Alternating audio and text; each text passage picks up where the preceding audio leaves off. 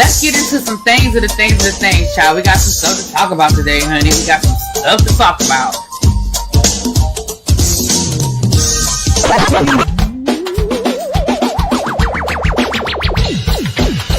Hit that like button if you are new here. Go ahead and hit that subscribe button. We have a great time over here. You meant what you said when you said it.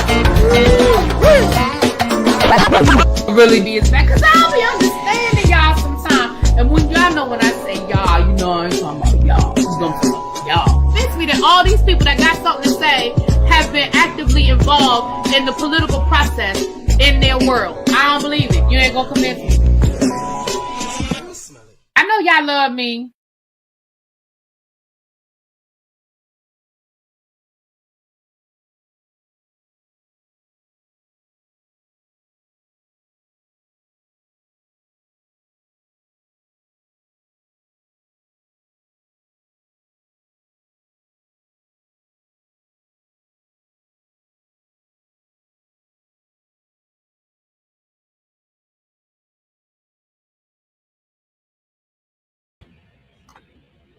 What's up? Lord, I can't even get it out. What's up? Oh, Lord, I got stuff on my shirt.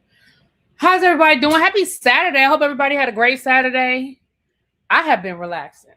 I was going to go out and go different things. And before I knew it, it was like 3 o'clock. I was like, oh, I guess I ain't going to do nothing today. But it's all good. What's going on? Come on in. Hold on. Tracy, are you in here? Hold on. Tracy. I'm sorry, y'all. Tracy sent me. I'm looking for the lawsuit Tracy sent me.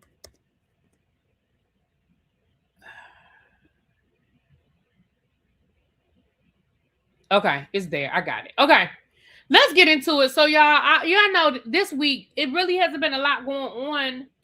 At least that well, no, we had the Malcolm Jamal Warner stuff, and then we had the Chadwick Boseman. So I guess we did have some stuff to talk about.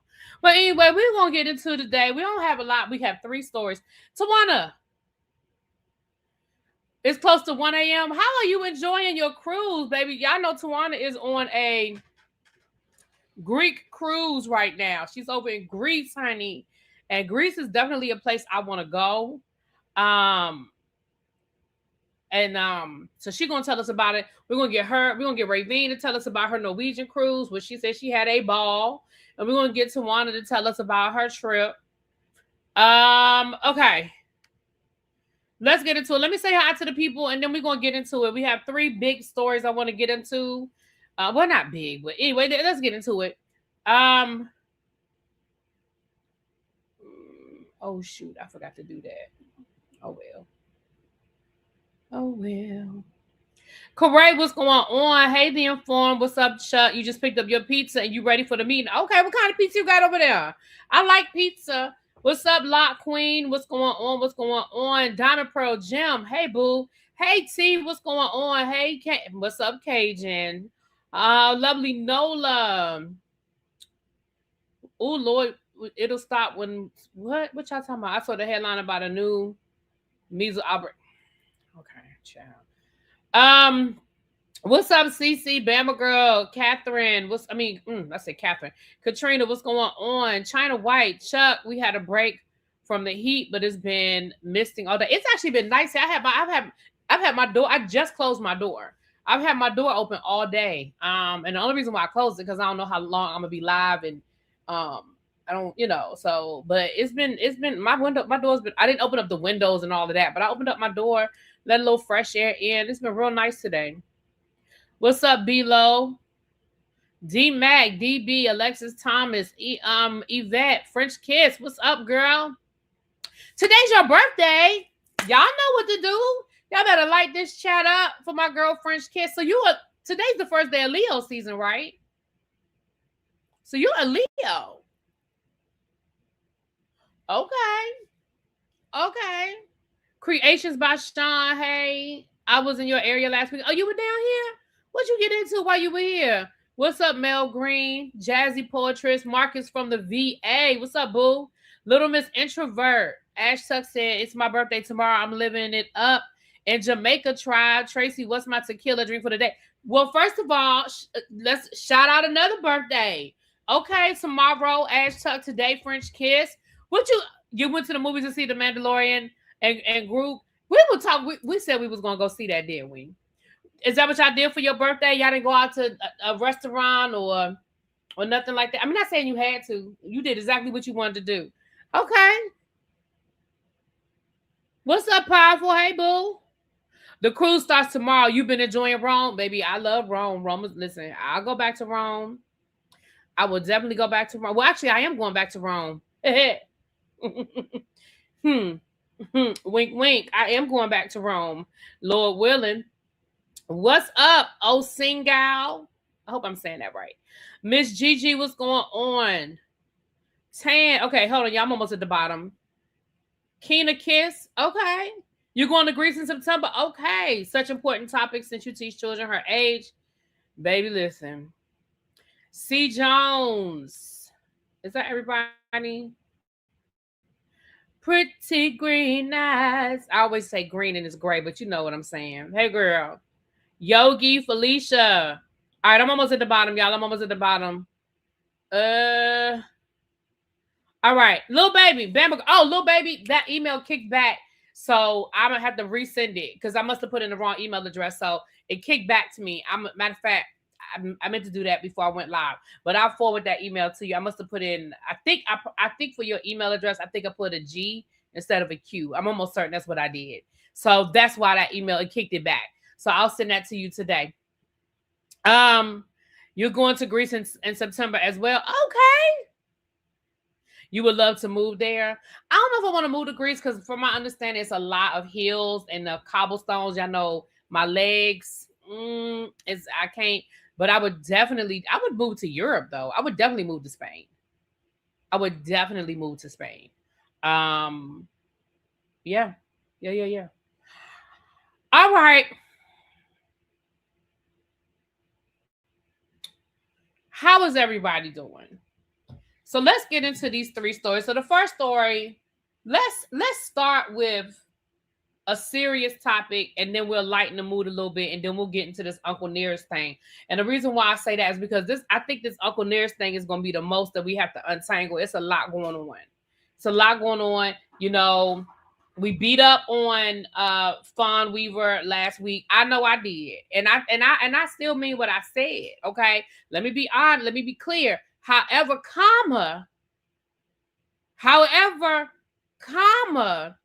it's a whole lot of stuff going on. Okay, it's a whole lot of stuff going on with this Uncle Nearest situation. I might have to reevaluate some things. But let's start with the most serious so that we can kind of lighten the mood as we go through. Let's get into this D4vid case. Again, as I told you guys, I'm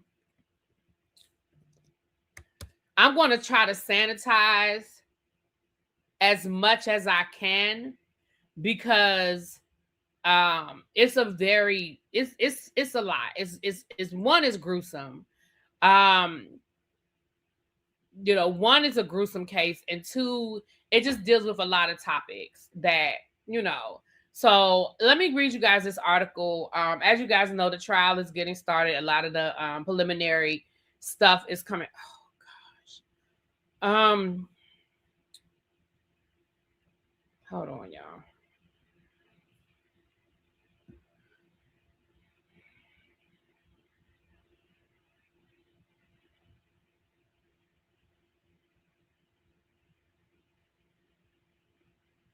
We'll just think it on my nerves. Okay. So this is a case. I'm reading an article from the New York Times. So let me read you guys. So this is the latest update in the D4vid case. Baby, D4vid, listen. I try to be very careful with my words. You know, I try to say allegedly. I try to say, you know, woo. You never know what's gonna happen. I don't want nobody to sue me. But baby, D4vid, you going to jail.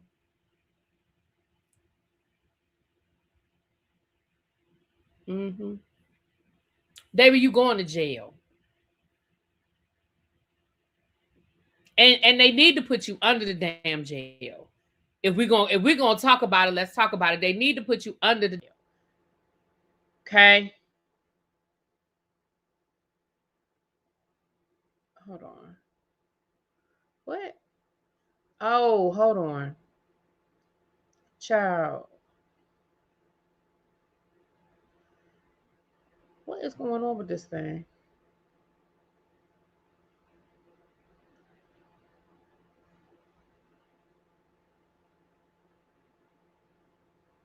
Is the mic? Hold on, y'all. Can y'all hear me? I don't have the microphone plugged in. Can y'all hear me? Let me make sure y'all can hear me. I done messed with something, so I want to make sure y'all can still hear me. You can't. Okay. Sorry, y'all. I didn't have the microphone plugged in. I was listen. T, don't you yell at me, but I have to unplug. Suffice to say, I don't have it. I don't have it. The microphone. We just gonna leave it alone. Okay.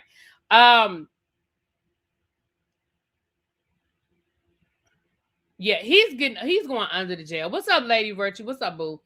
So this is the latest that's come out. I think this came out yesterday. The testimony that came out on the fourth day of the now, this is just the preliminary hearing. Okay, this ain't even the trial, y'all. This is the preliminary hearing. Okay. Details about the relationship between the singer David and Celeste Rivera Hernandez, whom he is accused of unaliving when she was 14, were presented in excruciating testimony on Friday during the preliminary hearing case. So excruciating, that is being described as a person who was in there, that as just excruciating, okay? A Los Angeles police detective spent much of the afternoon describing photograph after photograph of what investigators believe to be David and Celeste performing acts on each other.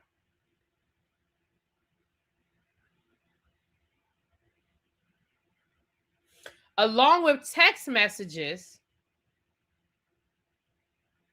between them that discuss birth control, pregnancy, and abortion when she was 13 and 14 when he was 18 and 19. Prosecutors have previously said that David, whose real name is David Burke, and Celeste had a sexual relationship, but few details about their relationship have been disclosed. According to prosecutors, Burke, who is now 21, fatally stabbed Celeste, dismembered her body, and stuffed the remains in the trunk of his car. He has pled not guilty. The detective testified in Los Angeles court that a deputy county medical examiner described the poor condition of her body. Hold on, y'all, because I'm not going to get too much into that detail. We've already talked about her body, okay? The testimony about the photographs was punishing in its detail and repetition. He was asked to describe what appeared in the images, but they were withheld from public view, probably because she's a minor. During one break, a deputy district attorney, Beth Silverman, leaned over the railing to strongly encourage Celeste's parents to leave. She said, quote, "I just think it's too much," she told them. Detective Farrell said he had found the photos on an iPhone 15 that was discovered during the search of the Hollywood Hills home where Miss Burke had been staying. Text messages between Mr. Burke and Celeste, many of which involved their relationship and sexual activity, were also presented during the testimony. Detective Farrell said the two had first communicated on August the 8th of 2022 when she was 11. And had last communicated during the testimony. Had last communicated on April the 23rd of 2025.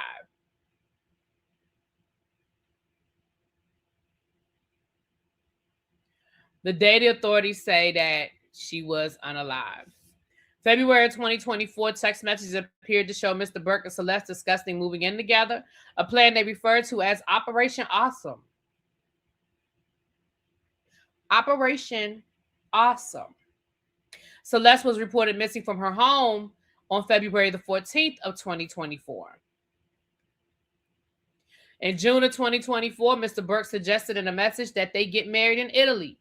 Soon after, Celeste raised concerns about feeling renewed symptoms of pregnancy. In a text message months later, Celeste raised concerns about whether the first abortion had worked. She later laminated loss. I do anything to have it back, she wrote. So are they saying she had more than one procedure? Miss Silverman went over the graphic text messages with the detective for perhaps 2 hours before introducing a text message that discussed sex. The prosecutor would ask the detective to restate the age of the victim and the defendant. On several instances, Mr. Burke told Celeste that he loved her, but as of 2024 wore on, the text messages showed the relationship appearing to deteriorate, with the teenager complaining at one point, "All we do is just hang out and have sex." What?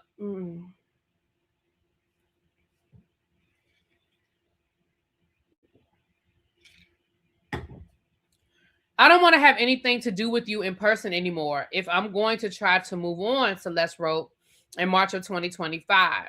Prosecutors have said in court documents that after Celeste was unalived, Mr. Burke, okay, again, I don't want to get into all of the things that he did with the body. Okay. I'm not going to get into all of that detail. Okay. She was unalive by multiple penetrating injuries that were caused with objects.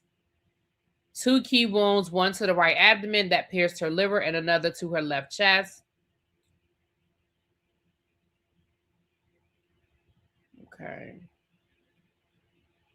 When the proceedings in, Judge Charlene, I ain't going to play with that last name, will determine if enough proof has been presented for the case to move forward to trial. The standard of proof is lower than what is required for a conviction. Prosecutors must show that only that there is a probable cause to believe that a crime was committed and that Mr. Burke committed it. I think they have more than shown that there's enough evidence to move forward for trial.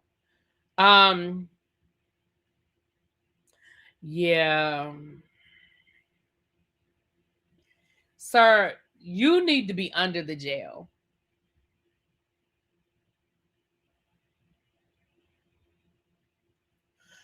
First of all, I will never understand, and I mean, I'm glad because that means that I'm not a pervert. I will never understand what it is about an 11-year-old boy or girl body that does anything for an adult. And I'm glad that I don't get it because, again, like I said, that would make me some sort of a pervert if I did.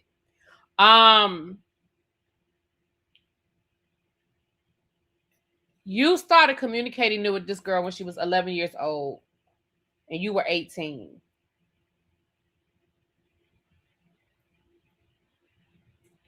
And you continued a relationship with her until she was unalived.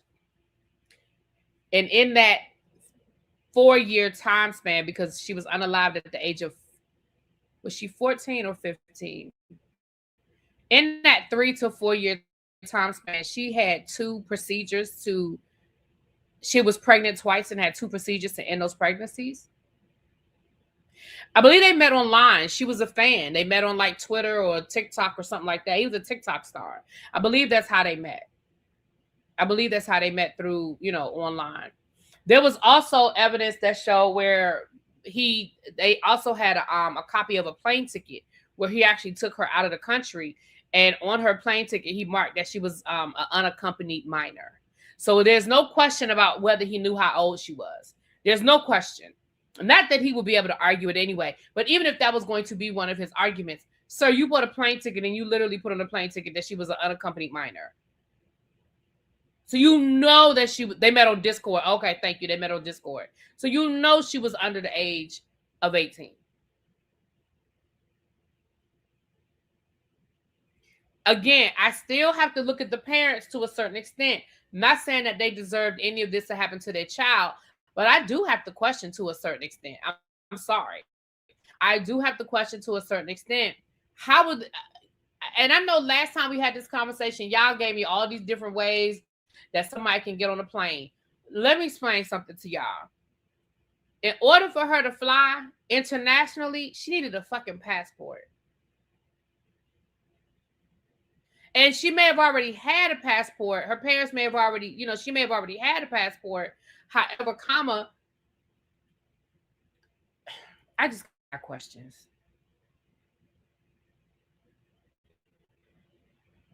And who was right? And who was performing the procedure? Because at that age, doesn't there have to be some sort of? I mean, I don't know, y'all, but at that age, doesn't it have to be some sort of parental consent at 11, 12?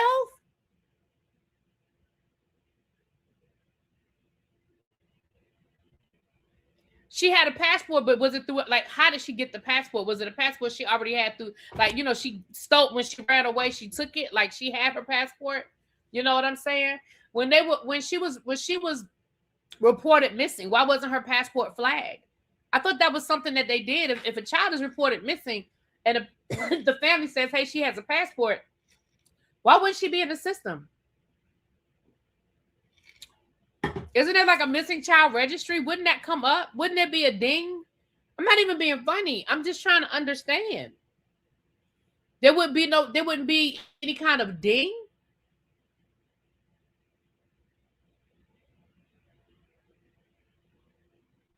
There's no missing child registry where she went to, when she scanned her passport, nothing comes up. They have it for men who don't, well, men and women who don't pay child support. They have it if you owe taxes. They don't have it if the child is supposed to be missing and using a whole passport to fly out the country.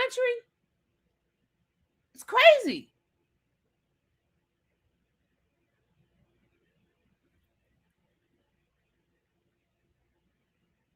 I already told y'all how I feel about, now listen. I already told y'all my opinion about the parents and what they did or did not do. I personally, this is just my opinion. I don't know this family, but I know education. And what I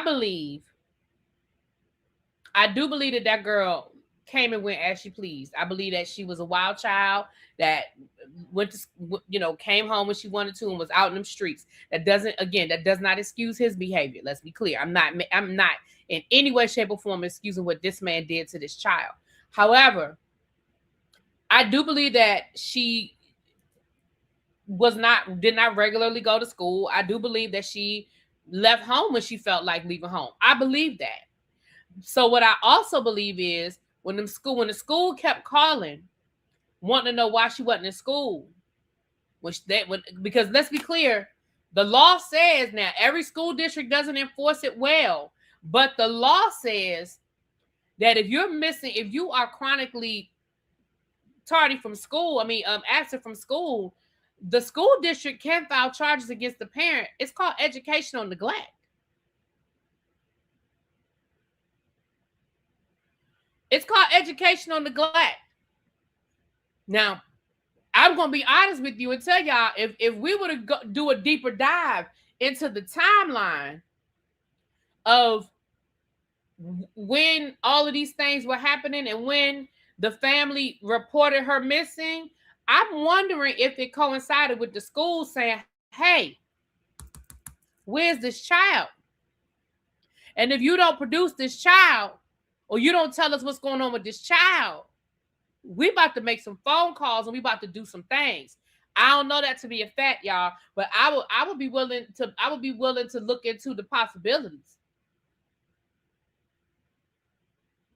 Now, I know they don't enforce it as much as they used to since, post-COVID, child. They do a lot of things differently. But the reality of the situation is, I know where I work, if a child continues to be chronically absent, we're going to make some phone calls. And where's the child?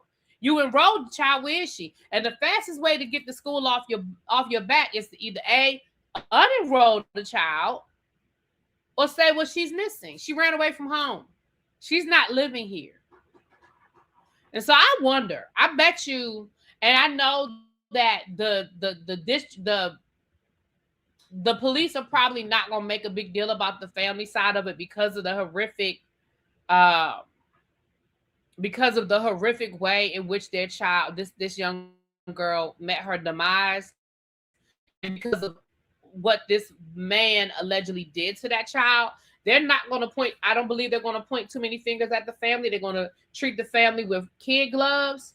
However, I think that the family bears some responsibility on this, on what happened with the child. That's my opinion. Because again, how does your child, all of these things that were happening, and there's just so many things in place that I don't understand how these things were allowed to happen.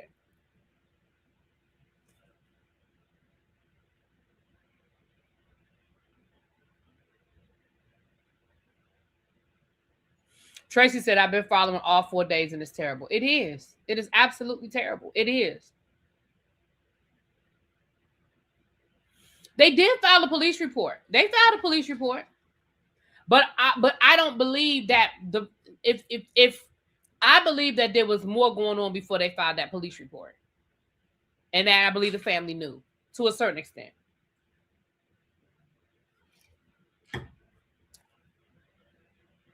Because remember, we saw that video. We looked at the video of Celeste getting into an argument with her next door neighbors after the date that the family said she ran away. So at some point, she came back home because the video where she was cussing out her next door neighbors.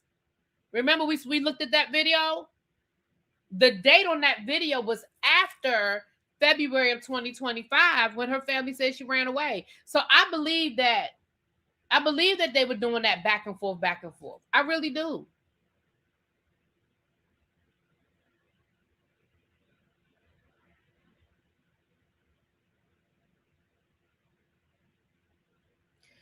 So unfortunately, you guys, that's where we are. And again, this is just a preliminary hearing. This is not even the entire totality of the evidence, because the police don't even have to present everything. They only have, well, not police, the DA. They only have to present enough that for them to say, we think this is enough for us to show you to prove that we have probable cause to move forward with this trial. This ain't even everything.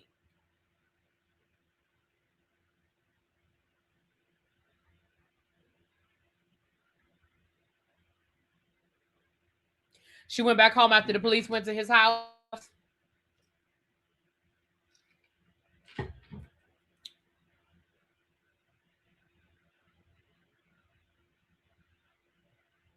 If Celeste has younger siblings, her parents gonna be super strict with them. I don't believe that.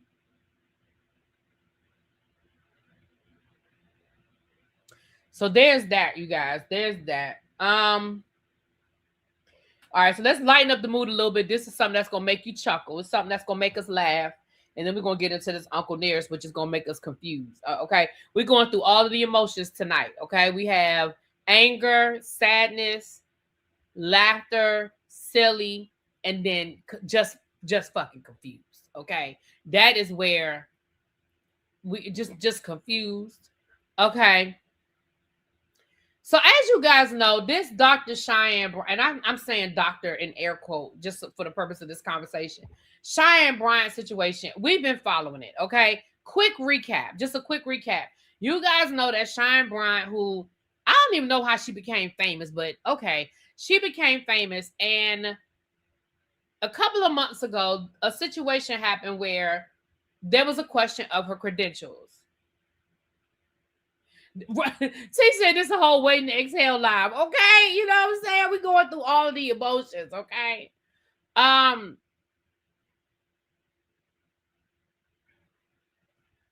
So somewhere along the lines, and I don't remember anymore, her credentials came into question.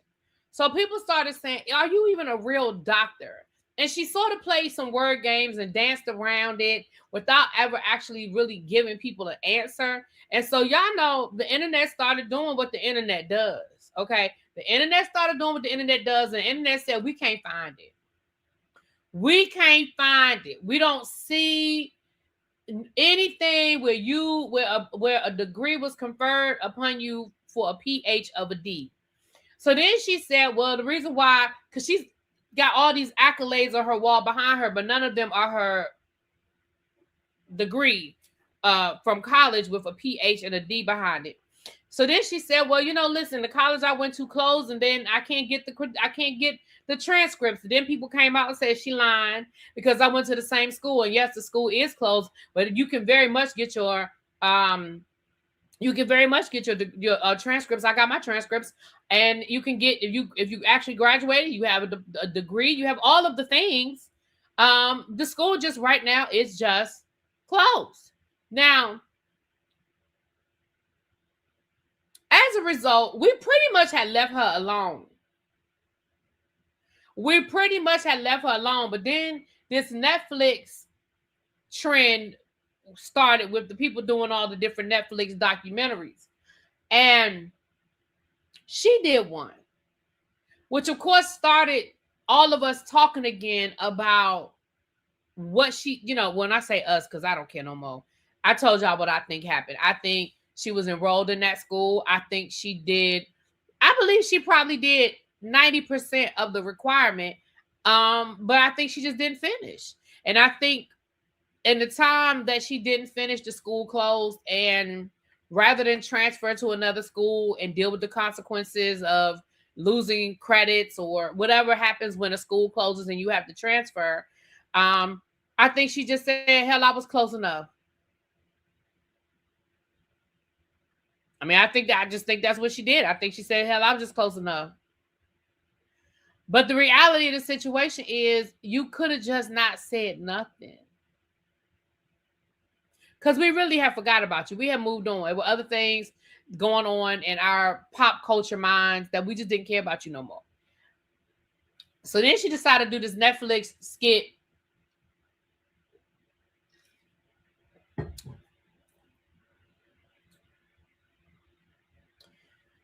She decided to do the Netflix skit with an Amazon purchased hood and robe. Anyway, what I did not realize was that there was some friction between her and Dr. Jamal Bryant. I did not know. And I am going to say Dr. Jamal Bryant because he is an actual doctor.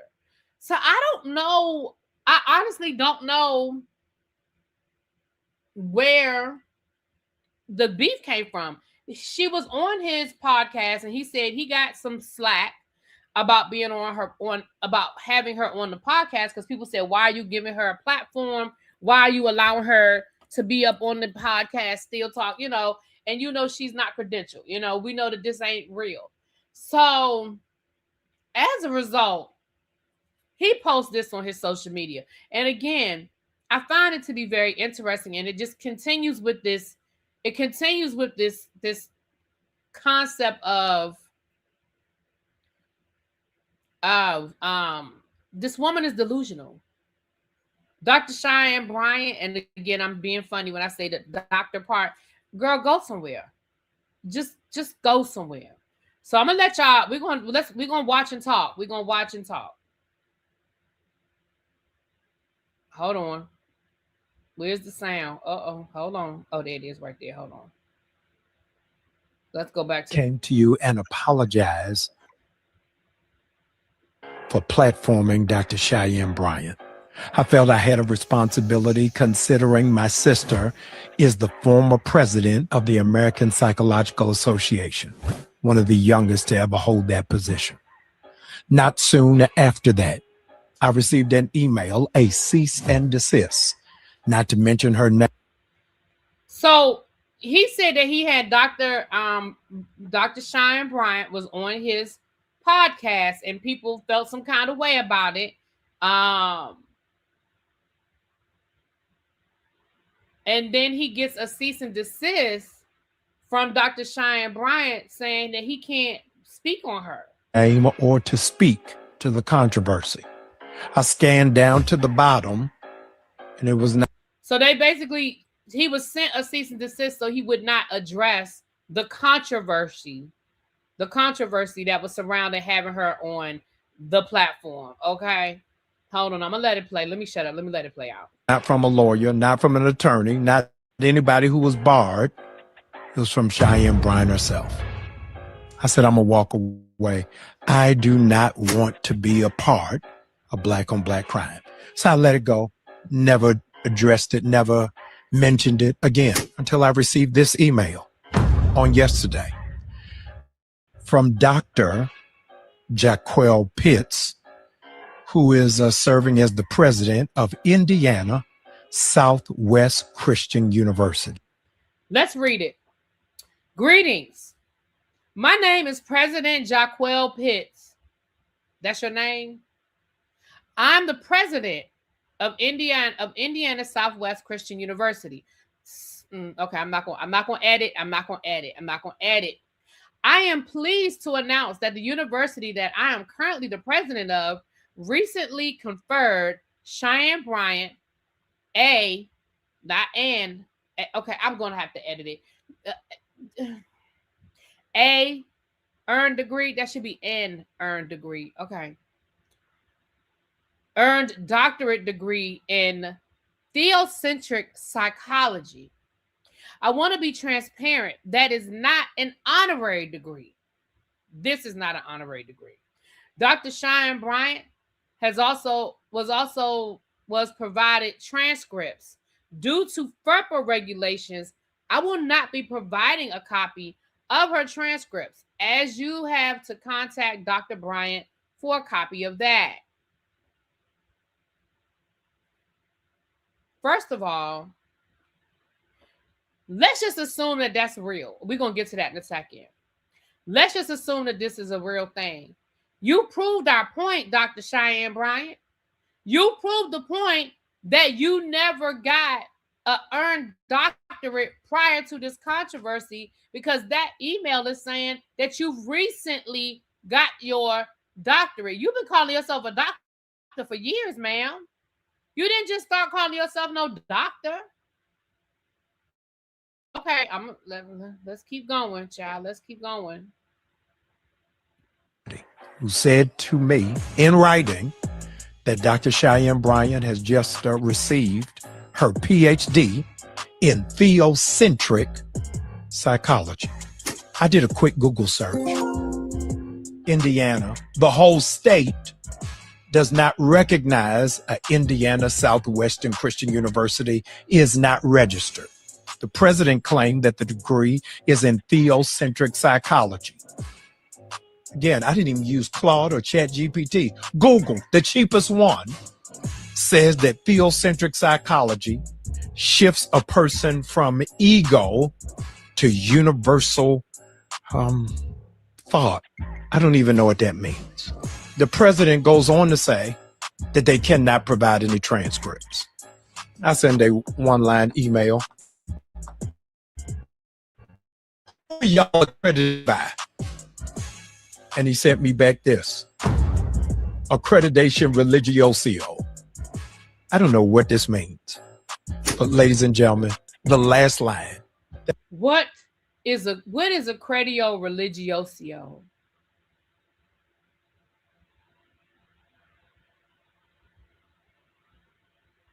Okay. That I've highlighted for you is no transcript can be provided. I'm not going back and forth with y'all. The president of Indiana Southwest Christian University doesn't even have a college email. Jaquel Pitts is on Gmail. So if you want the transcript, email him directly, and maybe he'll be able to give you answers I'm not able to provide. Y'all, let's shut the case on Dr. Cheyenne Bryant. The only robes I want to see people in are the 500 kids who are trying to go to Howard. And I'm gonna do a deep dive into that Howard situation too. But anybody that knows anything knows that if you are working for an educational institution, you do not have a Gmail account. Not an official in your role as president of it. You do not have a Gmail account. You have an EDU account. You have a .net account. You do not have a Gmail account. That is not how that works.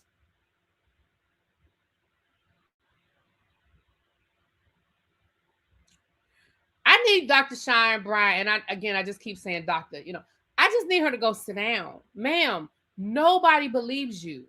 And it's okay, because at the end of the day, people are still going to buy your books. People are still going to go to your website and do your damn trainings. People are still going to show up when you have a speaking engagement. People are still going to support you. I'm not. But hell, I didn't before.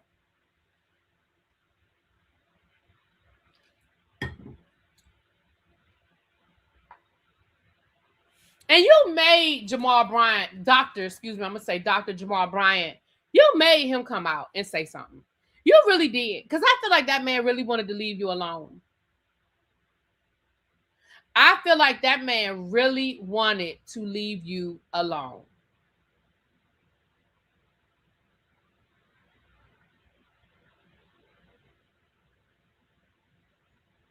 But why you sending him fake cease and desist, ma'am? And fake letters from fake presidents from fake schools? You just made up a school and hope nobody was going to Google it.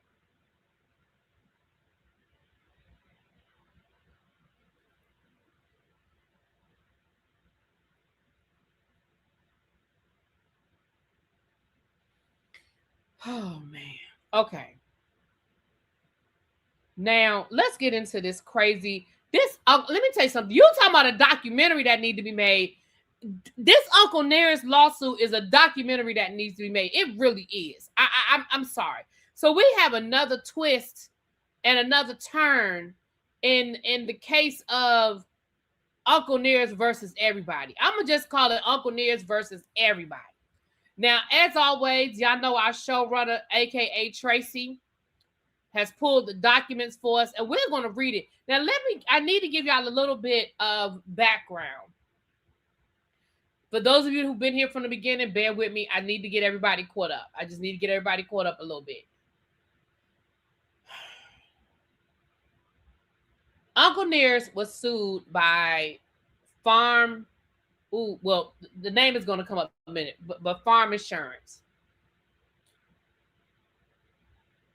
Basically saying they owe us a lot of money for these loans. Now, what happened was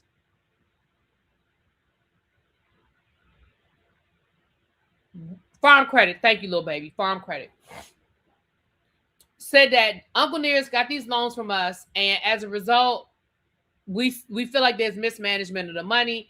Their COO, CFO, the C person, inflated the value of the company by saying they had more barrels of on hand than what they had, and as a result, we would have never gave them this money had we known. And there was fraud and all of these things. We know that eventually it went on CFO. Thank you. We know that eventually it went under a receivership. The receivership has in turn found all of these discrepancies and has fired Fawn Weaver and her husband from the company. The company is now, I believe, up for sale, or that is the recommendation, that the company be sold. And that is where we are. But there is a twist. And I want to shout out, I'm Not a Lawyer, but y'all support her. If y'all don't know who I'm talking about, y'all subscribe to her on YouTube, on TikTok. I follow her, and she did a video last night on this twist, because I thought it was old. When I first started listening to it, I was like, oh, this is something old. This is old. This ain't. But then she said that this was after Fawn Weaver was fired. I said, well, hell, Fawn Weaver was just fired at the beginning of June, like during June. So this has to be something, a recent update, or the beginning of July. Something. I said, this has to be a recent update. Y'all wait till y'all hear what's happening now. Let me get into this document. I'm gonna read through the information, but then I'm gonna let y'all hear the I'm Not a Lawyer but breakdown. But let's get into it. No, it's not a press. This is then the legal documents, baby. This ain't no press release. This is real. We're gonna read the documents. You know I don't fool with Fawn Weaver like that, y'all know. All right, now Tracy told me to go to page 12. So we're gonna go to page 12, okay?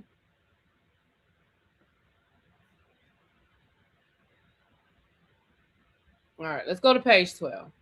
Y'all know that's the factual allegations. So we're going to read through the factual allegations as is in this lawsuit, okay? Now, actually, hold on. Let me go back to the beginning for a second. Let me go back to the top.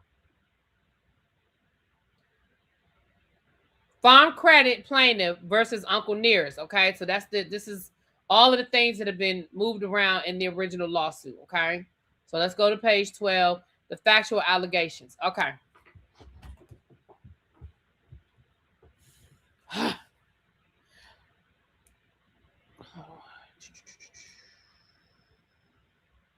Okay. Let me try to make it a little bit. Can I make it a little bit bigger? Okay.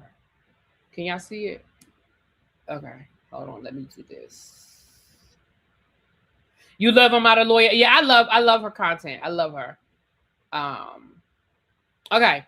On July the 22nd of 2022, Uncle Nearest entered into a credit agreement with Farm Credit that established 3 facilities: a revolving loan, a term loan, and a real estate line of credit. So a revolving loan is like your credit card, you pay on it, you pay, like a credit card. And of course, a term loan is like your mortgage payment. And then a line of credit, when you get a line of credit against the equity in property or things of that nature, okay? The revolving loan was originally issued in the amount of $35 million. Michael, we're going to call him Michael S., served as chief financial officer of Uncle Nearest from the company's earliest stages until his departure in approximately October of 2024.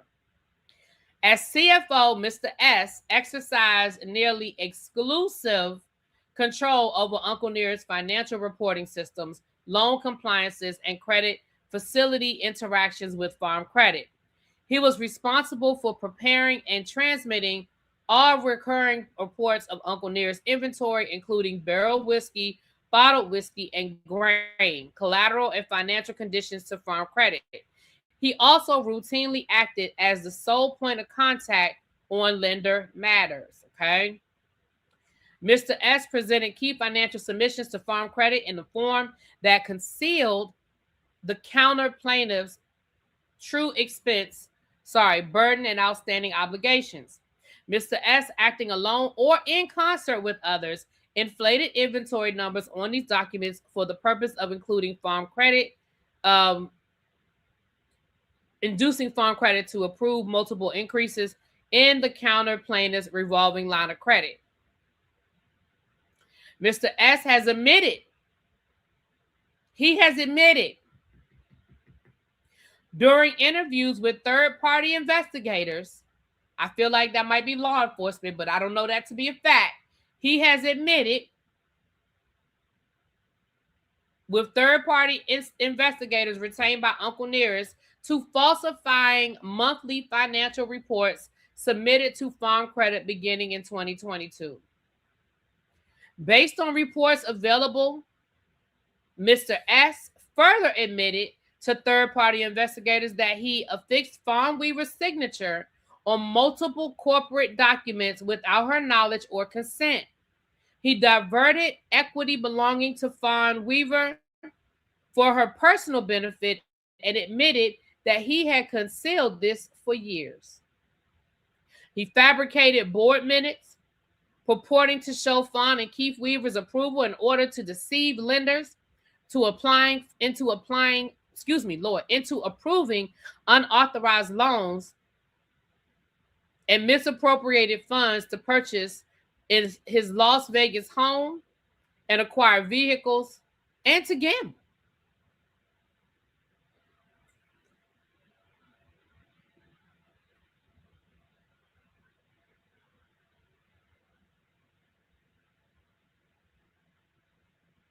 I'm going to keep going. By August of 2023, as a result of Mr. S's actions, the revolving loan had increased from $35 million to $65 million.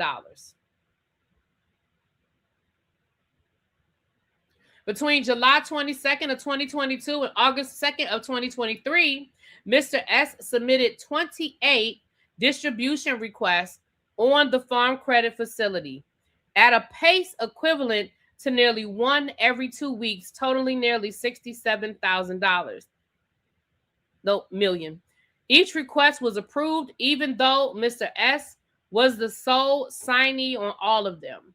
Documentary evidence confirms that Farm Credit routinely approved loan requests without requiring the knowledge, consent, or confirmation of Ms. Weaver, the company's principal decision maker. Farm Credit's conduct allowed Mr. S to exercise economic control over the counter plaintiffs while excluding the actual owner from notice, approval, or oversight. So this is why I said, well, maybe I need to come back and give Fawn Weaver just a little bit of an apology, because the man was stealing from her. The man was stealing from her, and she ain't know. He was forging her name on paperwork, forging her name on stuff, and he was taking the money and spending it himself.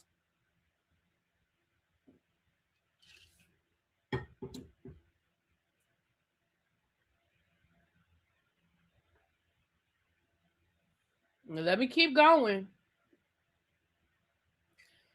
Upon information and belief, as part of a vendor diversion scheme, Mr. S rerouted funds approved by the Weavers to be paid to Uncle Nearest vendors to companies he controlled. Mr. S, acting alone or in concert with others, exploited a loophole in the Bill.com system to exchange payees and amounts after they had been approved in the ordinary course of Uncle Nearest accounting procedures. At the time, financial reporting prepared by Mr. S reflected that Uncle Nearest accounts payable stood at approximately $345,000 after his departure in October 2024. The appointment of the receiver in August of 2025, the true outstanding accounts payable was well in excess of $10 million. Farm Credit failed to implement verification procedures that any competent lender would employ. Instead of verifying the accuracy of Mr. S's reports, conducting independent collateral inspections, or confirming amendments with the other corporate offices, Farm Credit deferred entirely to Mr. S's request and proceeded and process. Excuse me, y'all. Process this. I need to put my reading. Hold on. I can't make it bigger. This writing is small. Hold on. Let me put my reading glasses on, child. Because Lord knows I can't see these. I can't see these words. Okay. Okay, that's better. Okay. Farm Credit's willingness to overlook obvious irregularities, including the sole signatory status of all 28 drawdown requests, allowed Mr. S to expand the credit facility by more than $30 million and to conceal the true state of the counter plaintiff's obligations until the fraud became impossible to hide.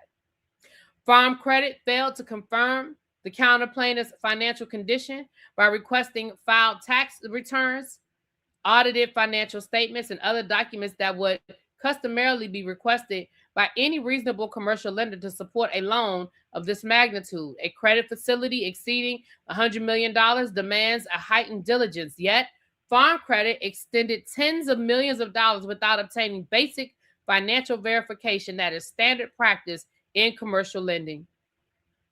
Under Farm Credit's written policy procedure, drawdown could be requested and funded within 24 hours without independent confirmation from any other company officer or without notice to Ms. Weaver, even though she was the company's principal decision maker and sole authorized signatory for material facility changes. Upon information and belief, Farm Credit did not contact Ms. Weaver, the company's CEO, major shareholder, and the only executive signatory on facility amendments, to confirm that she was aware of or had authorized these repeated drawdowns. A single telephone call or email to Ms. Weaver at any point during the 13 months of drawdowns might have exposed Mr. S's fraud. Farm Credit's failure to make even the minimal inquiry constituted gross negligence and willful blindness. Farm Credit effectively permitted $67 million to be drawn off the facility without performing the most basic oversight. Okay. And it goes on and on. I'm not going to read every single thing, but it goes on and on and on and on and on to say Farm Credit should have done their due diligence. So as a result, the twist that happened is that the receiver, remember, Uncle Nearest is under receivership.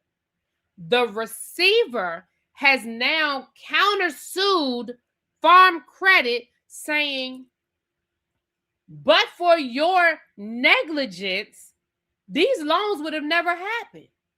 It's your fault that Uncle Nearest overextended themselves because you continue to increase their credit limit without doing the basic of due diligence and making sure that something as simple as, does Fawn Weaver know what's going on? Because her signature is supposed to be on all this stuff and her signature ain't here.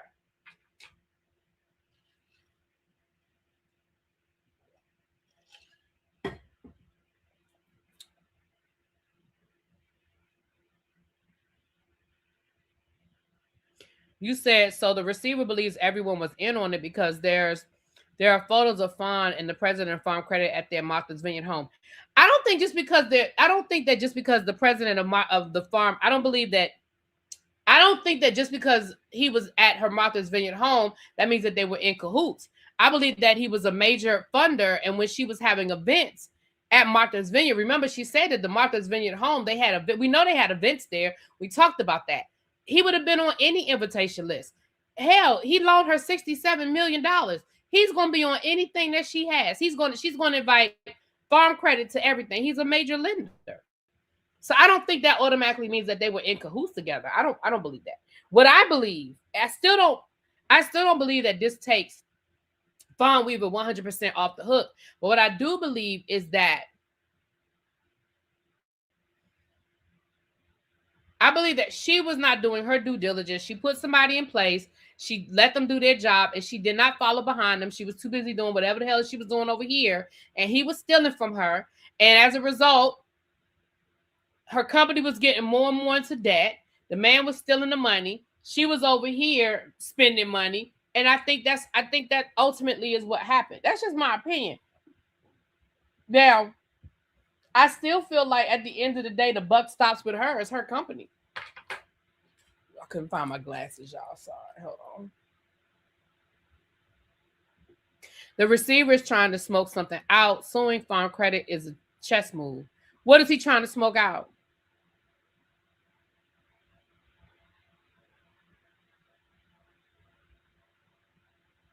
No, they weren't keeping on top of making sure the company was good for their loan. Right. And with the receipt, so the receiver is saying, listen, I took care of Uncle Nearest over here. Remember, he's already fired Fawn Weaver. He's already fired her husband. He's already said that, they can't file, they tried to file bankruptcy. The receiver was like, you cannot file bankruptcy while you're under receivership. Like all of the things that Uncle Nearest was doing over here, the receiver has handled Uncle Nearest. Now the receiver is saying, look, I dealt with this over here. There was definitely negligence over here where, they didn't do their due diligence. However, you're not off the hook.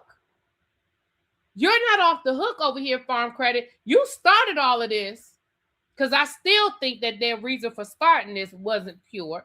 But we already talked about that. I still don't think that their reason for starting this whole bullshit was pure. But you started all of this, but you don't come here with clean hands. You don't come here with clean hands.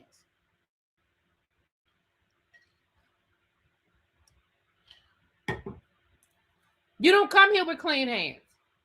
Because you should not have continued to give these loans because you did not do your due diligence. Why was a company who had a $35 million credit limit allowed to increase the credit limit to $60-something million without any questions? Y'all didn't ask for tax returns to look at the revenue to see if the revenue had gone up. Y'all didn't check. Y'all didn't call Fawn and have a conversation. Y'all didn't even say, hey girl, let's sit down and talk. Why you keep asking us for more money? What you got going on? What's going on? Now, on the flip side, and this is why I say when I say I'm giving Fawn Weaver a little bit of an apology, I do mean a little bit of an apology. I don't mean I'm apologizing to her for everything because I still feel like you were negligent and you were spending the money. You did buy the Martha's Vineyard property. Like you were spending the money. Let's not act like you weren't. So do I think this is what I believe? And I don't know nobody. Listen, I don't know none of this to be true. This is my opinion. I think Fawn knew some of it. I don't think she knew everything.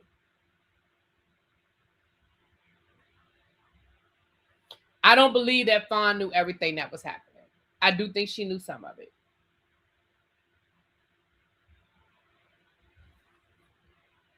That's my opinion. Right, see, that's why smart companies have oversight committees. Absolutely. Trying to steal the company and the liquor recipe. Ooh. Yeah, I definitely feel like Farm Credit has I definitely feel like Farm Credit is on some bull hockey. I'm just being honest, y'all. I agree with you on that, little baby, that this is a whole ball of mess. Little baby said the Southern District of New York is involved. Yeah, because oh boy, why he ain't been arrested yet? But he talking. And Fawn better hope that he don't have no proof that she was in on it. Because he going to jail. And he only reason why he don't go to jail is because he cooperating and he got bigger fish to give him. But that man need to be going to jail. If all of that has been independently corroborated, yeah, he lawyered up. He's absolutely talking. He is absolutely talking. And Fawn Weaver and her husband better hope that he don't have no proof that she was in on it. That's all I'm saying. They probably do predatory lending in it too. I'm just saying. Again, I never thought. It just got ugly. The more information we found out, it got ugly. But y'all know how I felt from the beginning. I always felt like this was an attempt to steal this woman's company. It just looks like she made it easy for him. You see what I'm saying? It looks like she made it easy for them. But I always felt like this was an attempt to steal this woman's company. Dang it. I knew. Damn it. I'm mad at myself. No, I'm not. No, I'm not. Yeah, I'm sorry. Something just popped in my head just that quick. I was going to go somewhere today and pick up something, and I remember why I wanted to pick it up. But it's all good. They CFO was a thief, but it looks like the Weavers got a lot of the benefit. TAC, I'm with you on that one. That's why I said she don't have clean hands either. You know, she don't have clean hands either. But I also feel like it's a whole ball of mess. And I don't feel like anybody got clean hands in this. I don't feel like Farm Credit has clean hands. I don't feel like that CFO has clean hands. And I don't feel like Fawn Weaver has clean hands. I think they all was in some shit. But I think that Farm Credit, and I'm gonna tell you what I think too, and this might be what Lil Baby was insinuating a few minutes ago, where she said there may have been somebody at Farm Credit that was benefiting as well by approving these things. You understand what I'm saying? Y'all feel me? And maybe the walls were closing in on him or her. Maybe this original lawsuit was an attempt for somebody over at Farm Credit to cover their ass. Thinking this was going to be some easy woo, woo, woo. And it done kicked over a whole can of worms.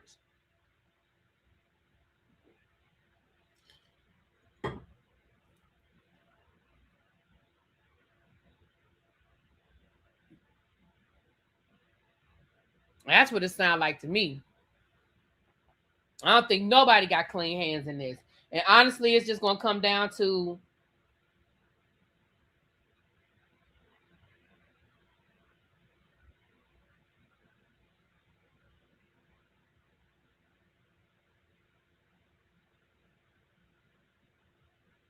I'm sorry.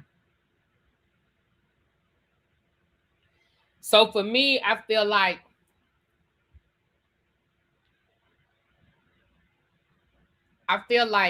on the criminal side of this, it's probably going to get real ugly. And I believe that people from all three entities are going down. I believe that on the Uncle Nearest side and on the Farm Credit side, I think it's some shit.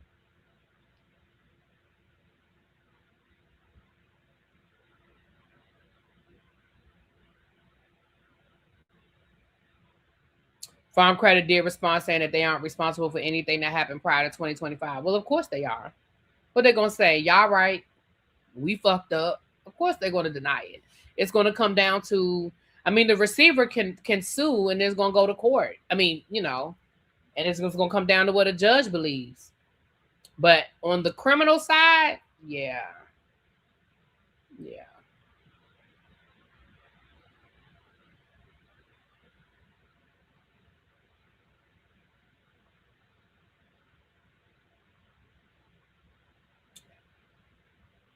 Yep. But that's all I have for y'all tonight. I may, since I'm not going nowhere tonight, I may go ahead and do Heart and Hustle Houston tonight because I know I can't do it tomorrow. I know T does his tonight, and I hate to overlap him when us talking about the same thing. But I may have to because I'm gonna be out all day tomorrow. I'm not gonna be back home tomorrow till probably 5-6 o'clock. So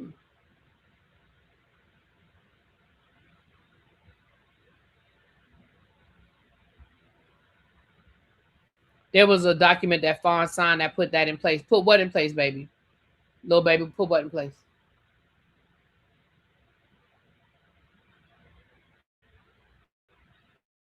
Because remember, it depends on what that document said and when it was signed.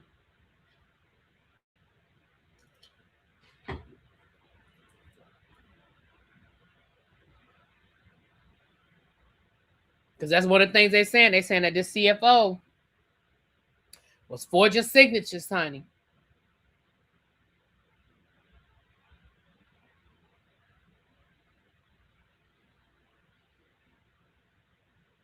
About farm credit not being responsible. About farm credit not being responsible. Child, that don't mean nothing.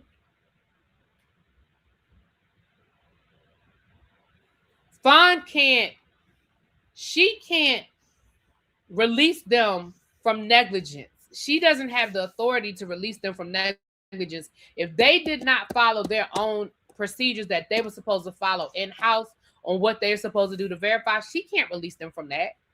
Not in a lawsuit like this. She can't say, oh, don't worry, because she was the one that benefited from it. She can't say, oh, y'all didn't do nothing wrong when y'all gave me an extra $30 million without verifying my income.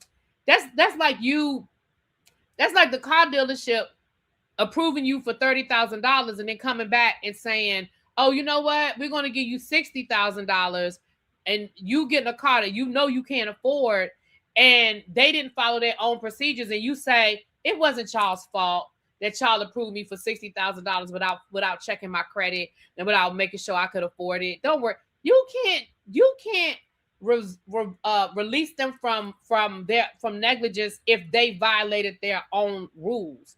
You can't. She can't do that.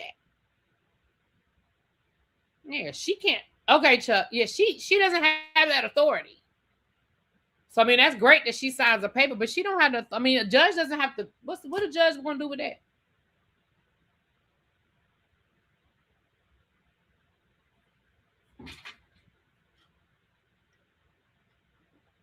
All right, y'all, but I'm gonna get out of here. Let me I may come back and do Heart and Hustle. I got a little energy, honey. Criminal side needs clear and convincing evidence to convict criminal charges filed. If criminal charges are filed, yeah.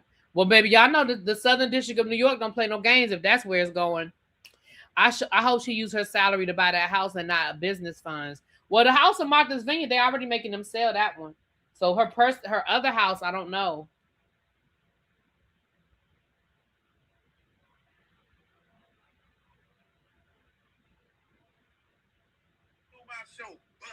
Oh, wow. Okay, I know what that is. All right, you guys, let me get out of here. Yeah, see, I know that's where you gonna be watching the WNBA All-Star game. I'll probably watch a little bit of that. I'm going to watch Heart and Hustle Houston, and I'll probably watch a little bit of that too, though. I'm sure it's gonna be a good game.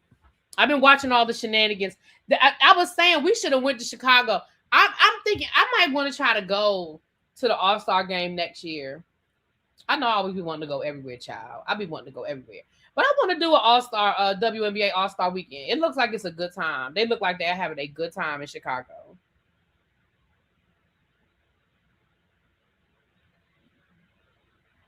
I don't even know where it's gonna be next year, but where is it even gonna be next year? Hold on, let me see. Have they announced it yet? Let me see. Let me see. Where is the WNBA?